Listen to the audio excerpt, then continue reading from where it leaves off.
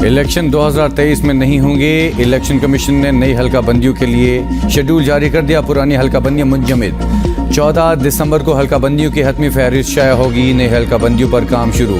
حلقہ بندیوں کا عمل مکمل کرنے کے لیے 4 ماہ درکار۔ 21 اگست کو صوبوں اور اسلام آباد کے لیے کمیٹیاں تشکیل دی جائیں گی۔ 1 سے 4 ستمبر تک حلقہ بندیوں کمیٹیوں کو ٹریننگ دی جائے گی۔ نوٹیفیکیشن کے مطابق حلقہ بندیوں کی ابتدائی اشاعت 9 اکتوبر کو ہوگی۔ حلقہ بندیوں کے خلاف اپیلیں 10 اکتوبر سے 8 نومبر تک کی جا سکیں گی۔ الیکشن کمیشن 10 نومبر سے 9 دسمبر تک شکایات پر سماعت کرے گا۔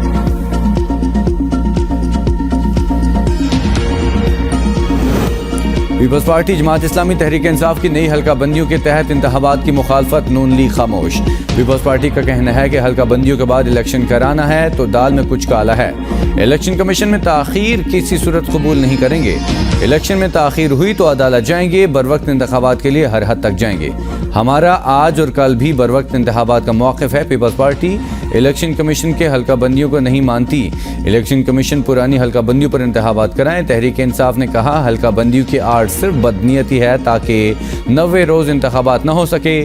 سپریم کورٹ کوئی کردار ادا کرے گی یا آئین کے قتل پر خاموش رہے گی، اس پر فیصلہ ہونا چاہیے۔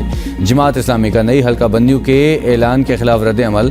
جماعت اسلامی کے سینیٹر مشتاق احمد کہتے ہیں الیکشن کمیشن کا حلقہ بندیوں کے آڑ میں قومی انتخابات کو مؤخر کرنے کا فیصلہ غیر دستوری، اختیارات سے تجاوز اور آرٹیکل 224 کی کھلی خلاف ورزی ہے۔ نون لیگ کی جانب سے مکمل خاموشی، کسی رہنما کا کوئی موقف سامنے نہ آیا۔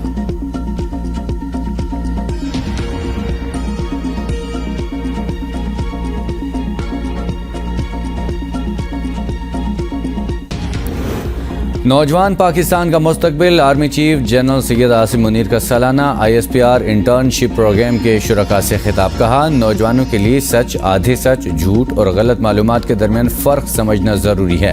جڑامالہ کا واقعہ انتہائی افسوسناک اور ناقابل برداشت ہے۔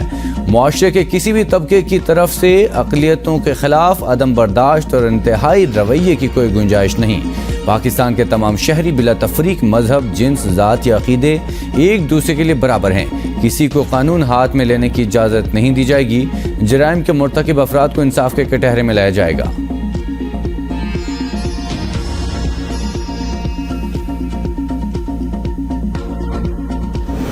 کراچی میں ڈالمیا قبرستان کے قریب ٹریفک حادثے کے باعث 2 افراد جہاں باق، 1 زخمی۔ ریسکیو حکام نے جائے حادثہ پر پہنچ کر جہاں باق ہونے والے افراد کو جناح ہسپتال منتقل کر دیا۔ جہاں باق ہونے والے افراد کی شناخت سید سرمد رضا اور شاہ نواز کے نام سے ہوئی۔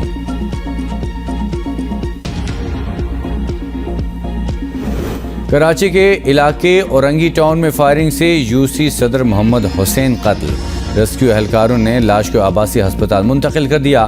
نگران وزیر اعلیٰ سندھ مقبول باقر کا اورنگی ٹاؤن UC کے صدر محمد حسین کے قتل کا نوٹس۔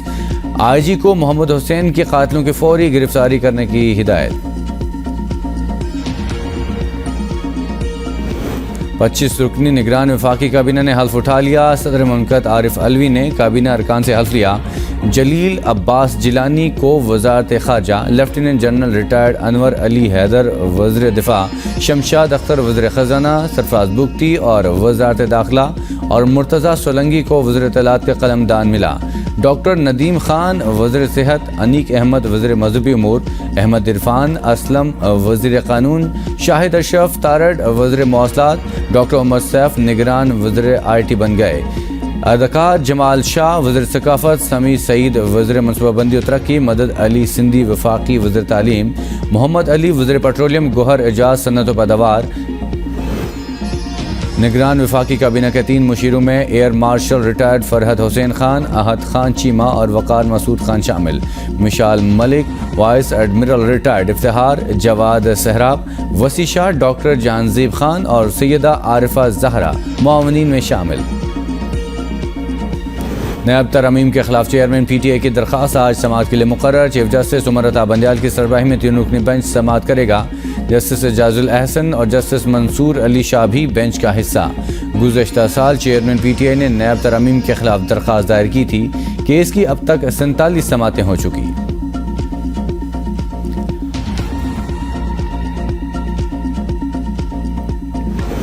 چیئرمین تحریک انصاف نے رہائی کے لیے سپریم کورٹ سے رجوع کر لیا۔ مختلف مقدمات میں ضمانت کی درخواست مسترد ہونے کے خلاف سپریم کورٹ میں درخواست دائر۔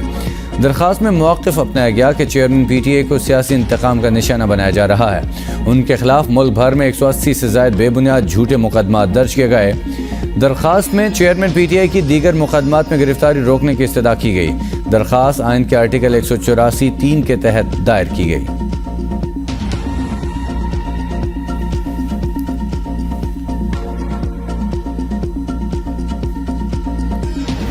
نگران وزیراعلیٰ سندھ جسٹس ریٹائر مقبول باقر نے عہدے کا حلف اٹھا لیا۔ گورنر ہاؤس سندھ میں منعقدہ تقریب میں کامران ٹیسوری نے نگران وزیراعلیٰ سندھ سے حلف لیا۔ حلف برداری کی تقریب میں پیپلز پارٹی، MQM پاکستان اور GDA سمیت دیگر جماعتوں کے رہنماؤں کی شرکت، سابق کابینہ اراکین اور سینئر بیوروکریٹس بھی شریک ہوئے۔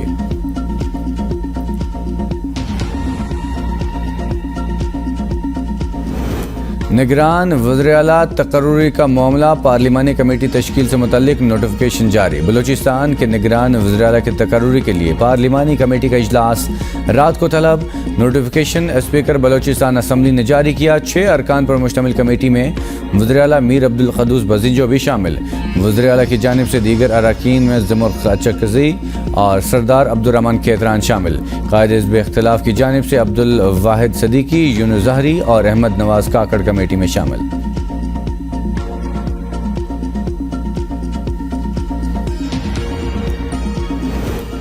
محمود آباد اورنگی اور گجر نالہ متاثرین بحالی کیس۔ سپریم کورٹ کی سماعت کا 4 صفحات پر مشتمل تحریری عبوری حکم نامہ جاری۔ تحریری حکم نامے میں کہا گیا ہے کہ وزیراعلیٰ سندھ نے یقین دہانی کروائی، متاثرین کے فنڈز مختص کر دیے، CM ہاؤس چھوڑنے سے قبل عدالتی فیصلے کی تعمیل یقینی بنائیں گے۔ چیک کے اجراء سے متعلق عبوری رپورٹ 11 ستمبر تک جمع کرائی جائے۔ محکمہ اطلاعات چیکس کی تقسیم کے طریقہ کار کی آگاہی سے متعلق اخبارات میں اشتہارات شائع کروائے۔ بلا تاخیر 6932 متاثرین میں سے جو رہ گئے انہیں چیکس دیے گئے۔ شکایات سننے کے لیے additional commissioner Karachi focal person مقرر۔ وزیراعلیٰ سندھ کی ذاتی حیثیت میں پیشی سے استثناء کی درخواست منظور۔ توہین عدالت کی درخواست خارج کرنے کی استدعا پر جسٹس علی مظہر نے ریمارکس دیے، عمل درآمد نہ ہوا تو پھر کیا ہوگا؟ تحریری فیصلے کے مطابق متاثرین کی مکمل بحالی تک توہین عدالت درخواست زیر سماعت رہے گی۔ وفاق نے 36 ارب روپے کی اسکیم دی تھی، فلیٹ بنا کر دینے کا کہا، ہم سیلاب کی وجہ سے کام نہیں کر پائے۔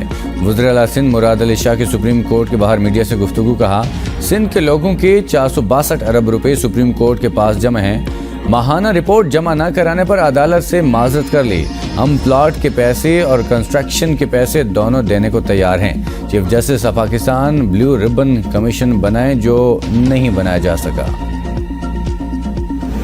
مسیحی قائدین سے ہاتھ جوڑ کر معافی مانگتا ہوں، شرمندگی اور معافی چھوٹے الفاظ ہیں۔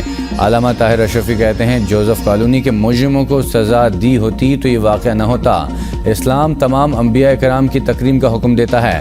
آرچ بشپ سیبسٹین شاہ نے کہا ایسا واقعہ ایک منصوبہ اور سازش کے تحت پیش آیا، انتشار پھیلانے کے لیے ایسا کیا گیا۔ چیئرمین اسلامی نظریاتی کونسل ڈاکٹر قبلہ ایاز کی بھی جڑاوالا واقعات کی مذمت، کہا اسلام تمام مذاہب کی عبادت گاہوں اور مذہبی شعائر کے احترام کا درس دیتا ہے، عبادت گاہوں کی بحالی سمیت لوگوں کی نجی املاک کو پہنچنے والے نقصان کا بھی ازالہ کیا جائے۔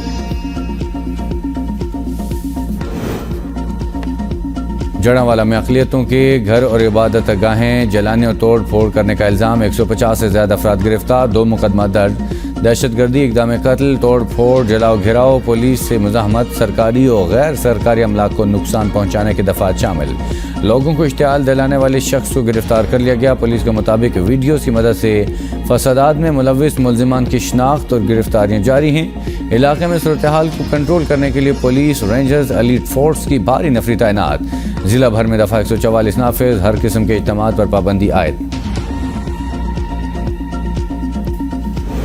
اقلیتوں کے حقوق کا تحفظ ریاست کا بنیادی فرض ہے، چیف جسٹس پاکستان کی اقلیتی وفد سے ملاقات، کہتے ہیں اقلیتوں کو درپیش چیلنجز کے حل کے لیے مشترکہ کاوشوں کی ضرورت ہے۔ آئین پاکستان اقلیتوں کو تحفظ فراہم کرتا ہے، ہر پاکستانی کو مذہبی آزادی حاصل ہے، سپریم کورٹ اقلیتوں کے حقوق کی امین ہے۔ سپریم کورٹ نے اقلیتوں کے حقوق کے تحفظ کے لیے متعدد فیصلے بھی کیے۔ سپریم کورٹ نے مسیحی اور ہندو برادری کی عبادت گاہوں کے تحفظ کے لیے بھی اقدامات کیے۔ اقلیتی وفد نے چیف جسٹس کو سنہری کرپان پہنایا۔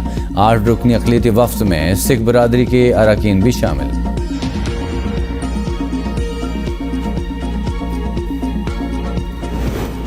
پولیس کی کارروائی، مقتولہ بچی فاطمہ کے قتل میں ملوث مرکزی ملزم اسد شاہ جیلانی گرفتار۔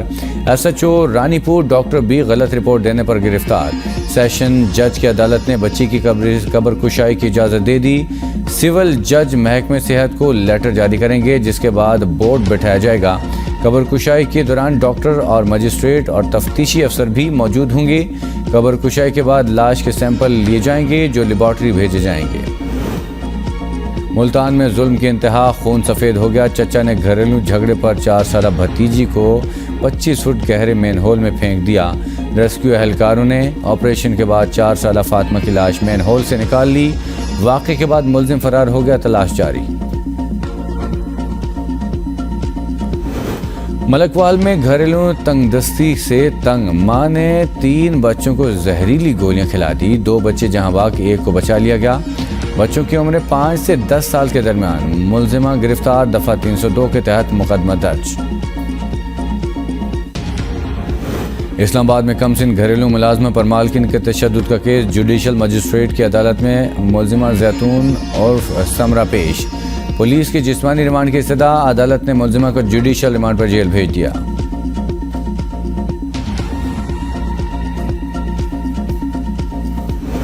گھریلو ملازمہ رضوانہ تشدد کیس، پولیس نے سول جج عاصم حفیظ کو بیان ریکارڈ کروانے کے لیے دوبارہ طلب کر لیا۔ سول جج کو او ایس ڈی بنائے جانے پر تفتیش کی راہ ہموار ہو گئی۔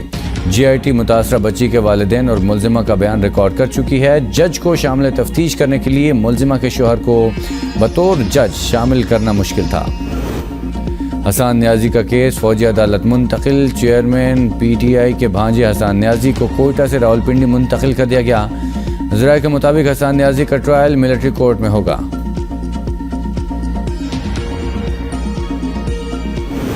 مونس الہی کی اہلیہ کا نام ای سی ایل میں شامل کرنے کے خلاف درخواست پر سماعت، عدالت نے دلائل مکمل ہونے پر فیصلہ محفوظ کر لیا۔ وفاقی سیکرٹری داخلہ اور ایف آئی اے نے اپنے جواب جمع کروائے۔ ایف آئی اے نے جواب میں کہا، درخواست گزار کے خلاف مقدمہ درج ہے۔ ٹرائل کورٹ میں کیس زیر سماعت ہے۔ مقدمے کی وجہ سے نام ایگزٹ کنٹرول لسٹ میں ڈالا گیا۔ وکیل درخواست گزار نے کہا کہ سیاسی بنیادوں پر نام ایگزٹ کنٹرول لسٹ میں شامل کر لیا گیا۔ عدالت نام ایگزٹ کنٹرول لسٹ سے نکالنے کا حکم دے۔ عدالت کے حکم پر پاکستانی پاسپورٹ کی کاپی بھی پیش۔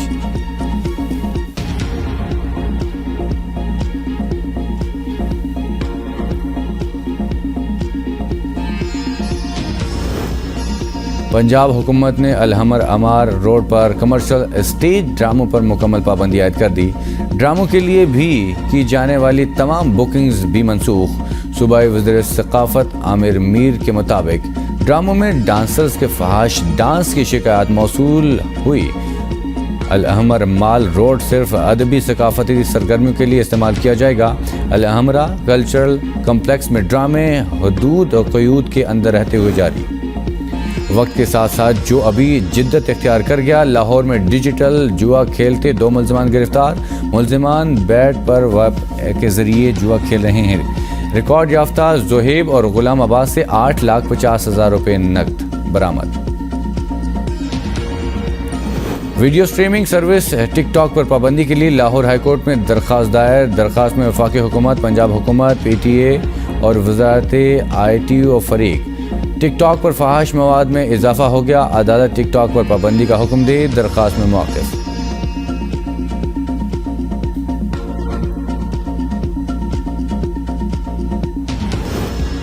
کراچی میں پانی چور مافیا کی واٹر بورڈ سے ملی بھگت کا بھانڈا پھوٹ گیا۔ بفر زون میں لائنوں کا پانی بند کر کے ہائیڈرنٹ کے ذریعے مافیا کو فراہم کرنے کا انکشاف۔ مافیا کو بے نقاب کرنے اور احتجاج پر واٹر بورڈ کا عملہ دفتر سے فرار۔ پانی کی چوری میں واٹر بورڈ عملے اور لائن مین کے مبینہ طور پر ملوث ہونے کا بھی انکشاف۔ ایم کیو ایم رہنما کنور نوید جمیل انتقال کر گئے۔ ترجمان ایم کیو ایم پاکستان نے تصدیق کر دی۔ کنور نوید جمیل برین ہیمریج کے باعث کافی عرصے سے بیمار تھے۔ کنور نوید جمیل رکن سندھ اسمبلی اور حیدرآباد کے ناظم بھی رہے۔ گورنر سندھ کامران ٹیسوری سمیت دیگر رہنماؤں کا اظہار تعزیت۔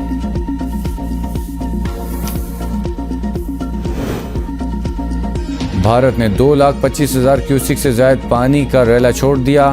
ستلج میں سیلابی صورتحال، اوکاڑا، قصور، پاک پتن، بہاول نگر، وہاڑی، لودھرا، ملتان اور بہاولپور کے اضلاع متاثر ہونے کا خدشہ۔ ضلع انتظامیہ کے مطابق 1988 کے بعد ہڈ گنڈا پور سنگھ والا کے مقام پر ریکارڈ پانی کی آمد متوقع۔ ہڈ گنڈا سنگھ کے مقام پر پانی کا لیول 20 فٹ تک پہنچ گیا۔ آئندہ 24 گھنٹوں میں درمیانے سے اونچے درجے کا سیلاب متوقع۔ بھکی ونڈ گاؤں میں سیلابی پانی سے اسکول کی دیواریں گر گئی، درجنوں گھر پانی میں ڈوب گئے، لوگ گھروں میں محصور۔ ہڈ سلیمان کی کے مقام پر پانی کی آمد 51,129 کیوسک، پانی کا اخراج 37,463 کیوسک۔ ریڈ الرٹ جاری، نشیبی علاقوں کے مکینوں کو محفوظ مقامات پر منتقل ہونے کی ہدایت۔ D G P D M A کے متعلقہ اضلاع کی انتظامیہ کو تمام تر انتظامات مکمل کرنے کی ہدایت۔ ملک کی تاریخ میں پہلی بار تینوں ڈیم بھر گئے۔ عرصہ کے مطابق تینوں ڈیمز ایک ہی روز مکمل صلاحیت سے بھرنا تاریخی واقعہ۔ آبی ذخائر میں 1,34,00,000 ایکڑ فٹ پانی ذخیرہ۔ تربیلا ڈیم میں 58,09,000 ایکڑ فٹ پانی ذخیرہ۔ منگلا ڈیم میں 73,36,000 ایکڑ فٹ پانی ذخیرہ۔ چشمہ ڈیم میں 2,78,000 ایکڑ فٹ پانی ذخیرہ کر لیا گیا۔ عرصہ کے مطابق ننکانہ صاحب میں تیز رفتار کار نے سڑک کنارے بیٹھی 2 خواتین کو کچل دیا۔ کار کی ٹکر سے 55 سالہ خاتون موقع پر جہاں بھاگ، دوسری خاتون شدید زخمی۔ بحر اوقیانوس میں تارکین وطن کی کشتی الٹ گئی۔ حادثے میں 60 سے زائد تارکین وطن کی ہلاکت کا خدشہ۔ کشتی کے 38 مسافروں کو بچا لیا گیا۔ کشتی میں 101 مسافر سوار تھے، جن میں زیادہ تر سینیگال کے شہری تھے۔ کرکٹ ورلڈ کپ میں پاکستانی کرکٹ ٹیم شرکت کرے گی۔ ترجمان دفتر خارجہ ممتاز زہرا بلوچ کہتی ہیں ورلڈ کپ ایک عالمی ایونٹ ہے، بھارت کو سیکیورٹی فراہم کرنا ہوگی۔